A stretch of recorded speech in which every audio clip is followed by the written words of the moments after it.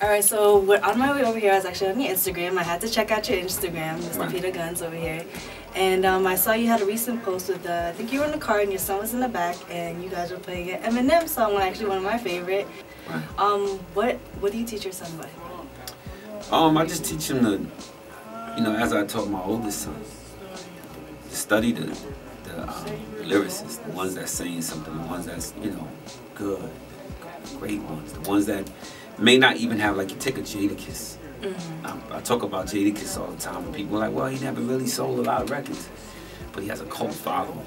He'll be okay forever, and the best rappers look to him like, yo, he's dope, you know what I mean? So he has a cult steady following. But with that being said, of course, the Nas's and Jay-Z's, my man Lord Tariq, who I still think is phenomenal, Redman, Busta Rhymes. I'm probably the only person that would say this, that loves lyricists, but Lauryn Hill would be, if not in my top 5, definitely in my top 10. I think as a female, she's a talented singer. People overlook the phenomenal lyricist that she is. You actually brought up an interesting point. When people bring up Lauryn Hill, they always say, she's a female rapper. Do you think that whole gender thing in hip-hop is kind of biased to female rappers? It's like, why do we always have to consider female rapper? Female, why can't she just be a rapper? She is. Because I know some of the best lyricists in the world, and she'll rap circles around them. So as far as I'm concerned, she's just a rapper. That's dope. But she can sing, and she is a female, you know what I mean? And just like, you might use the white thing, females have a little stigma too. I actually feel sorry for a lot of female lyricists, and especially pretty ones, and it's just hard. I was on your Instagram, you had a post about Fat Joe, 25 years of support, which is a long, long time. Right. And are you guys planning any new music or new collaborations? Well, Joe has an album ready to come out with Remy Martin. Don't give me Remy Ma, I'm sorry. Don't give me I don't know the name of it, you know what I mean, but they have the #1 record in the country right now, all the way up. Fat Joe is a phone call away. I'm working on some music now, and once I get things started and get it going, I'll reach out to all of my people I need collaborations that I see on the record. I mean, you're going to see Jadakiss on the record. I'm going to see Busta.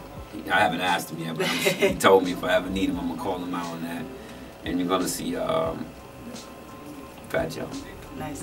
Now, in the whole Fat Joe drama between Fat Joe and Big Pun's widow, of course, what's your opinion on that whole situation? I don't have an opinion on that.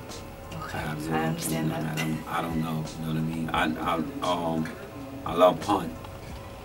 I love Joe. And I don't know. You don't want to dabble into that? Nah, I really don't want to dabble into that. He's a good dude, I know that. I know Pun's a good dude. I just rather not say, but what I do know is I never known him to be no type of like thief or to not, you know what I mean? But again, staying out of the drama. Yeah, I don't know. Pun's wife was cool. She told Pun, she took care of Pun. Yeah. I watched her take care of her husband. So she's a good woman too. And Joe is my man. I just don't know enough about it, and I don't want to. It's not my business. Well, speaking on drama, everyone, of course, talks to you about love and hip-hop. I don't want to get too much into it because I know you're already talking about it. I can ask me what you want now. I don't duck no questions. But for me, as a hip-hop fan, I grew up on Deja Vu, right. Tariq and Peter Gunz, and I just feel like I have to accept love and hip-hop as part of your legacy. Do you feel it's kind of tainted your legacy in hip-hop a bit at all? Well, it tainted me as a person that people know as, oh my God, that was one of my classic records. But I don't call one hit a legacy. You know what I mean? We was nominated for a Grammy, we didn't win it. We won a Billboard Award. We sold almost 2 million records, 2 million copies of that. But it's not really a legacy. But would I rather be remembered for Deja Vu than Love and Hip Hop? Absolutely. It's interesting because I was actually reading the whole Deja Vu thing. Was it true that Diddy was trying to blacklist that single when it first came out? These are stories that I heard. I never want to say he did that because I don't know that for sure, but the sources are very, very... Well, listen, at the time, I was young and trying to get on and was mad, like, why is he doing this? But his crew, the Lox, had a song off that record.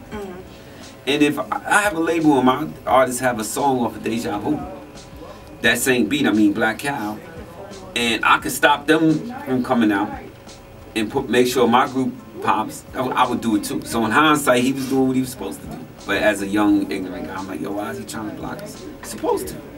They have the same record. And then also there were a lot of copyright issues with Deja Vu, correct? No. No? We just had to pay, had to give up 100% of the publishing. There was no copyright. Pay for it and give up the publishing.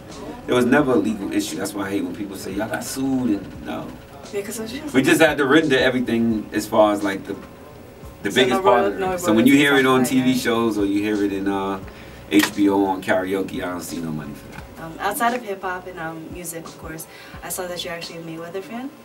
Is that correct? Yeah. Or a fan of boxing in general? Yeah, Mayweather's the best boxer. Now, considering, you know, he's almost retiring and he's been undefeated, if you could bring back any boxer from another era, who do you think would be or could be? Nobody. Nobody? No. I used to put Shane Mosley. I was like, this is gonna be the one. Finally we got. And after he beat Shane Mosley, that was it for me. And anybody that I would doubt that he would have a chance, he showed me that I was wrong, and that's it. I never doubt him again. People could say it's ugly, he wins, and it's defensive. He's the best defensive fighter of our time, probably ever. So I'm a huge fan of him. Anybody that could talk shit and back it up, and then parlay that into $1 billion industry for himself and his family, you know, that a young black man, his family's gonna eat forever behind his making us hate him. People, not me, but he make you hate him. You go, I'm gonna tune in to watch him. I had to hate him a little when he played Pacquiao because you know I'm Filipino. I get you. Yeah, no, I'm a big fan. No, I gotta respect Mayweather, of course. Love him. What's up? It's your boy Peter Gunz. I'm right here on Dunk 360. Check it out. Got a new condom line, Deja Vu. The other line is called Raw. It's almost like you ain't got nothing on. Be responsible, protect yourself. Come up to New Rochelle to get soul, my new restaurant, Latin, soul food cuisine, amazing, Cedar Street. Also, Peter Gunz, Curry Gunz, new mixtape, 2 Guns Up this summer, check for that. 1.